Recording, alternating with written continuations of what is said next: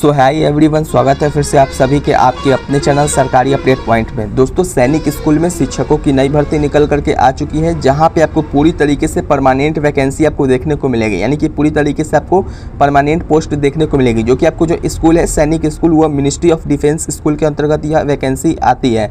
साथ ही में देखें फ्रेंड्स, तो इस वैकेंसी में आपको यहाँ पे 80,000 तक आपको प्रति महीने के हिसाब से आपको यहाँ पे सैलरी देखने को मिलती है।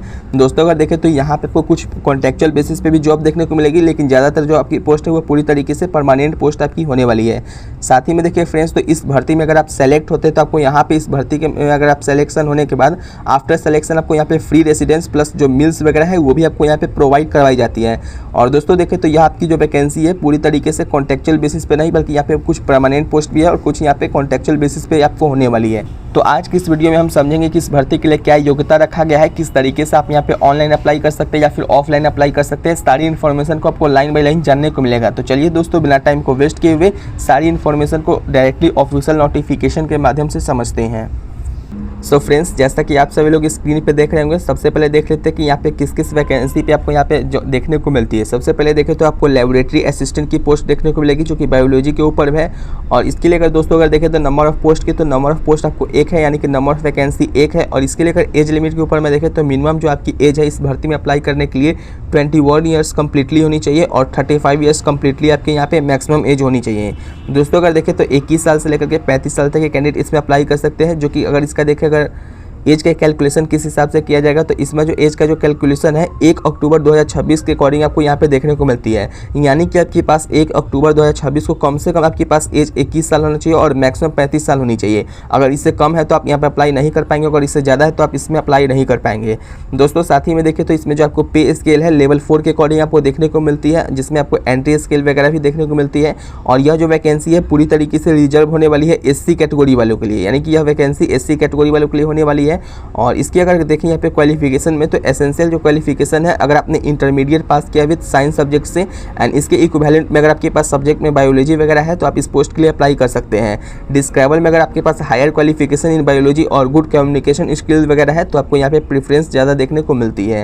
एंड फ्रेंड्स देखें तो यह आपकी जो पोस्ट है पूरी तरीके से परमानेंट पोस्ट होने वाली है। दूसरी पोस्ट में देखें तो दूसरी जो आपकी पोस्ट है वो कॉन्टेक्चुअल बेसिस पे आपको यह देखने को मिलती है। दोस्तों, अगर देखें तो इसमें आपको जो है PEM PTI कम मेट्रॉन की पोस्ट होने वाली है, जिसके लिए केवल और केवल फीमेल कैंडिडेट के लिए इसको रिजर्व किया गया है। और इसमें भी अगर देखें फ्रेंड्स तो नंबर ऑफ वैकेंसी एक होने वाली है। और इसके लिए देखें अगर इसकी एज लिमिट की, तो कम से कम इसमें अप्लाई करने के लिए 18 साल आपके पास एज होनी चाहिए और मैक्सिमम 50 ईयर्स तक के कैंडिडेट इस पोस्ट के लिए अप्लाई कर सकते हैं।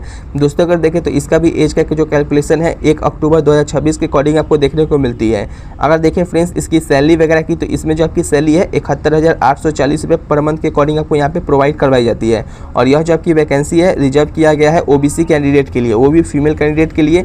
दोस्तों, अगर देखिए इसकी यहाँ पे एसेंशियल क्वालिफिकेशन में, तो अगर आपके पास 4 ईयर का इंटीग्रेटेड कोर्स है, bachelor degree in physical education वगैरह है या फिर बैचलर ऑफ फिजिकल एजुकेशन है स्पोर्ट्स वगैरह में, तो आप यहाँ पे अप्लाई कर सकते हैं। बट आपके पास यहाँ पे 50% मार्क्स यहाँ पे कंपलसरी होनी चाहिए। या फिर अगर आपने BPED का कोर्स किए हैं NCT से रिकॉग्नाइज्ड इंस्टीट्यूशन के साथ में एटलीस्ट 50% मार्क्स के साथ में, तो आप यहाँ पे इस पोस्ट के लिए अप्लाई कर सकते हैं। दोस्तों, अगर देखिए इसमें डिस्क्राइबर में बताया गया कि represented at least state and national level in any of the sports games recognised sports authority of India concern federation working knowledge of English and Hindi भारतीय भाषा।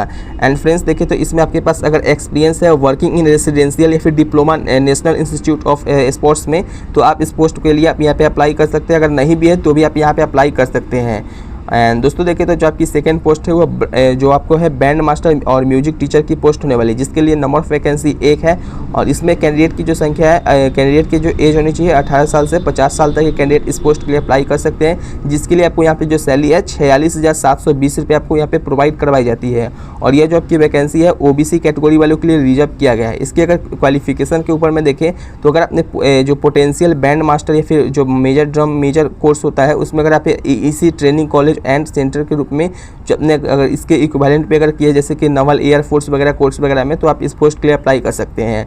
और म्यूजिक टीचर में देखें तो अगर आपने higher secondary with degree and diploma in music किए हैं तो आप इस पोस्ट के लिए अप्लाई कर सकते हैं। इसके लिए भी आपको पास अगर एक्सपीरियंस है रेजिडेंशियल पब्लिक स्कूल में और साथ ही में गुड कम्युनिकेशन स्किल वगैरह है तो आपको यहाँ पे प्रेफरेंस ज़्यादा देखने को मिल जाती है।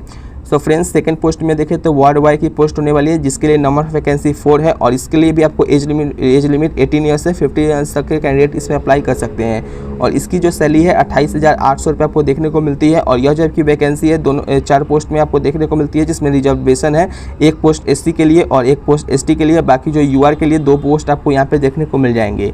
अगर इसकी क्वालिफिकेशन के ऊपर में देखें दोस्तों, तो इसकी जो क्वालिफिकेशन है, अगर आपने इंटरमीडिएट पास किया है या फिर इसके इक्विवेलेंट भी अगर आपने पास आउट कर दिया है तो आप इस पोस्ट के लिए अप्लाई कर सकते हैं। दोस्तों अगर देखें तो यहाँ पे आपके पास डिस्क्राइबर में बताया गया कि 2 ईयर का अगर आपके पास एक्सपीरियंस है in the field knowledge of computer application and good communication skill, तो आपको यहाँ पे प्रेफरेंस वगैरह ज़्यादा देखने को मिल जाती है। एंड दोस्तों देखें तो यहाँ पे आपको बेनिफिट्स वगैरह क्या क्या देखने को मिलेंगे, तो मैं आपको डायरेक्टली ऑफिशियल नोटिफिकेशन से ही बता रहा हूँ, जिसमें आपको यहाँ पे ट्रांसपोर्ट का जो अलाउंसेस है वो आपको देखने को मिलेगी, LTS कल्टिवेटिव पेंशन वगैरह है वो आपको देखने को मिलेगा, जो कि NPS के अकॉर्डिंग होती है। और साथ ही में देखो यहाँ पे फ्रेंड्स, तो आपको 2 बच्चों की जो पढ़ाई होती है वो आप बिल्कुल ही आपको स्कूल की तरह ही फ्री में करवाई जाती है। साथ ही में जो रेंट फ्री एकोमोडेशन वगैरह है वो सब आपको देखने को मिलता है। मेडिकल अलाउंसेस भी आपको देखने को मिलता है, जो कि सैनिक स्कूल की तरह यहाँ पे सोसाइटी रूल्स एंड रेगुलेशंस के हिसाब से आपको देखने को मिलती है।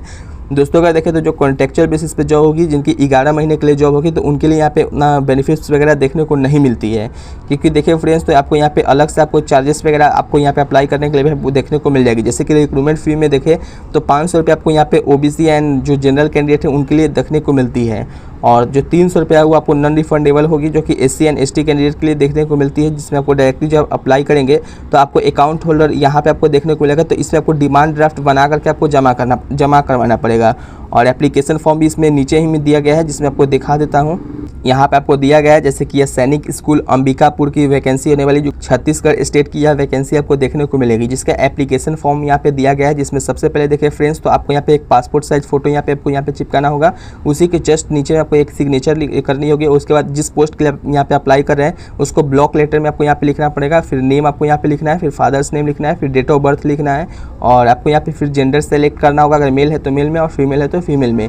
फिर यहाँ पे नेशनलिटी में आपको इंडियन लिखना है, सोशल कैटेगरी में आपको बताना है, फिर मार्शियल स्टेटस है, फिर लैंग्वेज नोन, यानी कि जो कौन कौन सा आप लैंग्वेज जानते हैं उस लैंग्वेज का यहाँ पे नेम मेंशंस करेंगे। आधार नंबर आपको डालनी है, पैन कार्ड का नंबर डालना है, पैन कार्ड का नंबर नहीं बल्कि pan card of the candidate, यानी कि जिस कैंडिडेट का यहाँ पे है उसका नाम लिखना है, परमानेंट एड्रेस आपको लिखनी पड़ेगी।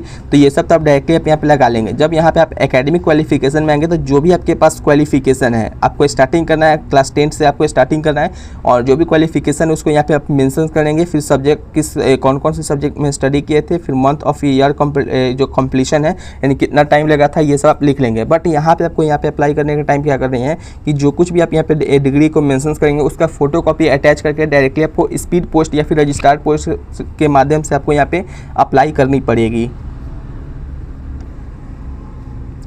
एंड फ्रेंड्स, जब आप नीचे में आएंगे तो आपको एक्स्ट्रा कोऑर्डिनरी भी आपको देखने को मिलेगा, जिसमें आप मेंशंस वगैरह कर सकते हैं। और जब नीचे में आएंगे तो सबसे पहले आपको सिग्नेचर ऑफ द कैंडिडेट, यानी कि यह जो थंब है उसके ऊपर में आपको सिग्नेचर करना है, फिर आज का डेट डालनी है, और डेट डालने के बाद डायरेक्टली आप यहाँ पे अप्लाई कर सकते हैं।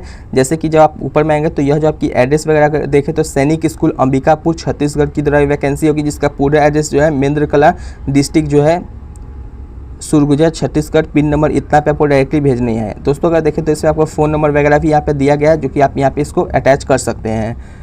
सो फ्रेंड्स, उम्मीद करता हूँ कि आपको यह वीडियो अच्छी लगी होगी। अगर आपको यह वीडियो अच्छी लगी हो तो इस वीडियो को लाइक जरूर करें और अपने चैनल सरकारी अपडेट पॉइंट को सब्सक्राइब करें, ताकि ऐसे ही अपडेट आपको जल्द से जल्द मिलते रहे। सो फ्रेंड्स, नीचे कमेंट करके बताइएगा कि आप इंडिया के किस डिस्ट्रिक्ट से आप बिलोंग करते हैं या फिर किस स्टेट से आप बिलोंग करते हैं, नीचे कमेंट करके बताइएगा, ताकि जैसे ही आपके स्टेट या फिर डिस्ट्रिक्ट में कोई भी वैकेंसी रिलीज हो तो सबसे पहले मैं आपको अपने चैनल के माध्यम से आपको अपडेट दे सकूँ।